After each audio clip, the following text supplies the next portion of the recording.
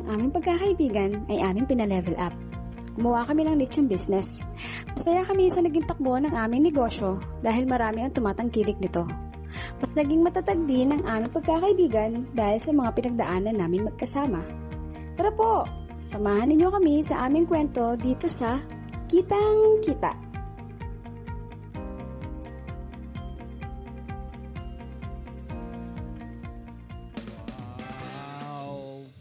Grabe naman! Mapakano! Nang tatakam!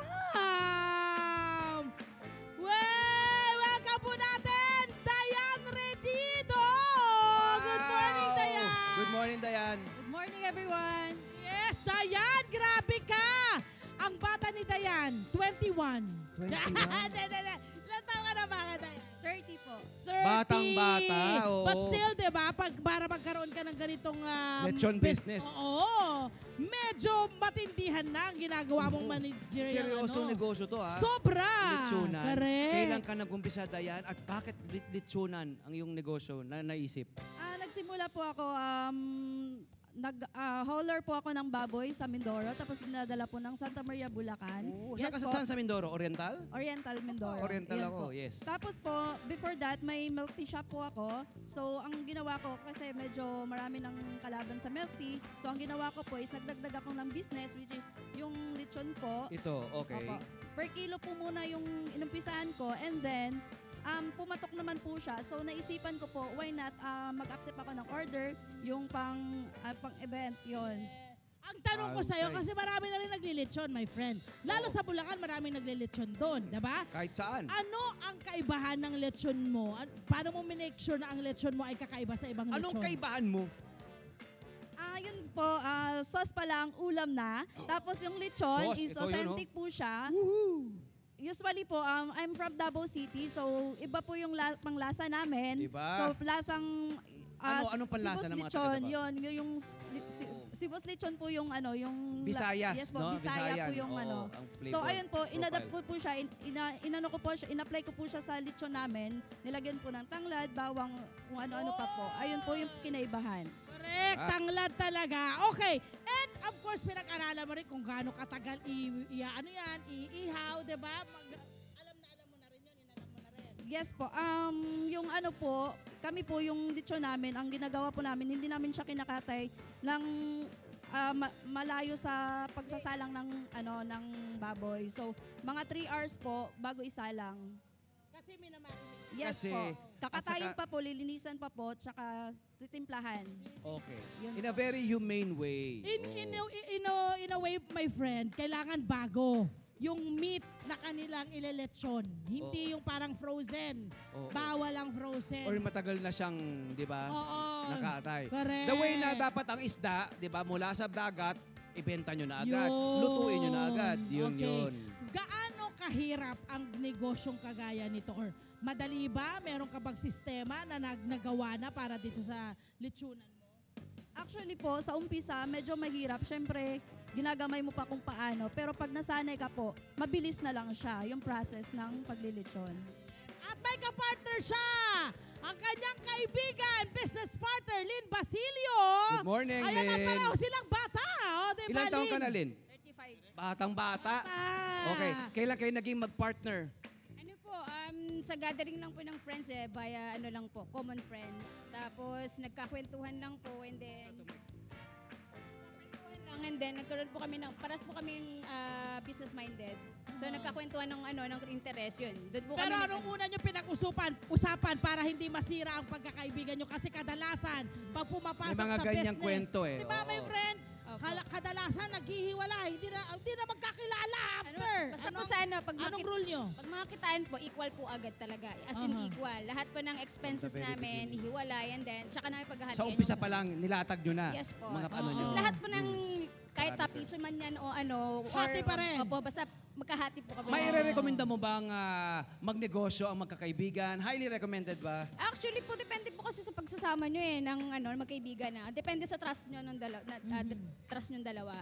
Kasi may magkaibigan na hindi ganun ka sa business or what. Pero kung pares Or kayo ng magkaiba kayo ng interest- mindset. Oo. So pareho kayo ng mindset. Yes po. At syempre, parehong may love for lechon. Ah, yes naman. At Dapat. dahil love nyo yung lechon, pwede ba namin? Pwede mo ba natin i-chop na yan? Pwede ba i-chop-chop na lechon na yan? Kasi kanina pa kami natatakam dyan eh, di ba? Oh, At abang- marunong din po silang maghiwa ng lechon. Level!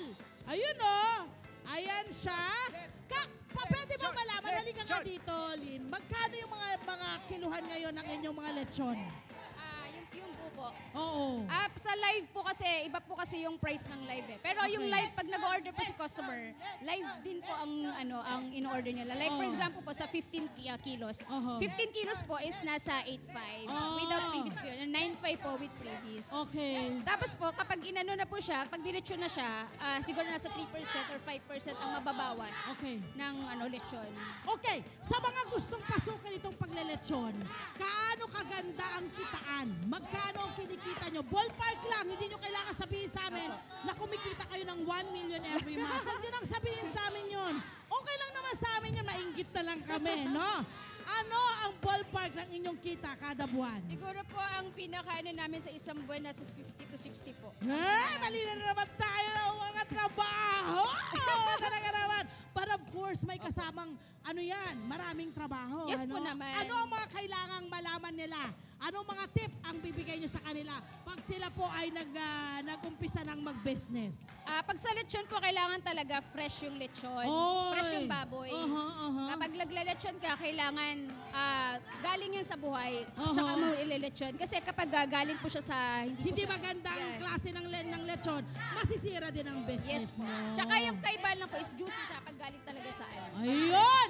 Dahil sumisigaw na sila! Eto na, ipatitigim na natin ito sa mga kabarangay natin. Wait lang po kasi hinihiwa lang po. Hinihiwa lang po yung balat. Wait lang. Dapat Wait lang naman. Yun na. Dapat ihatid yan ng camera rito, ha? Ihatid yan, ha? Ihatid yan ng camera ng lechon. Ready! Ipasa na natin!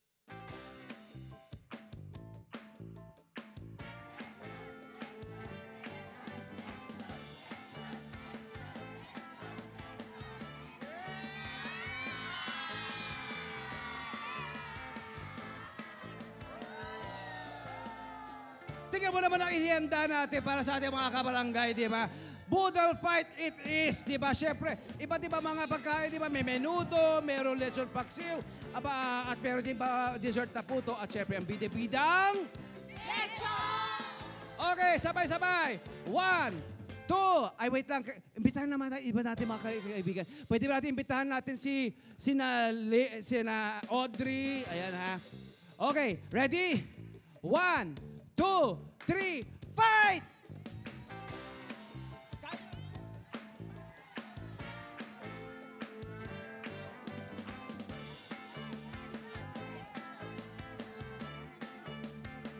Naku naman, ang galing! Naghihiwa pa rin hanggang sa ngayon ng lechon para po sa inyo mga kabarangay.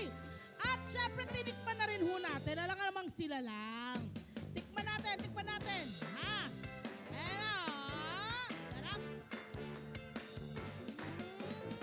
Lechon! Lechon! Lechon! Ang sarap! Ang sarap! Dali Masarap natin, ba? dali Masarap natin. ba? Masarap ba? Sabay-sabay! Hindi na ako. Nakalimutan na ako. Gutom na sila eh. Eto pa! Meron pa ba?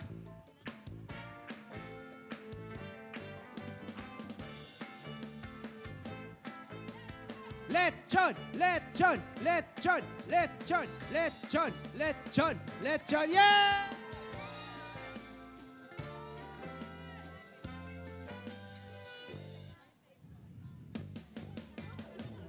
O hindi ba?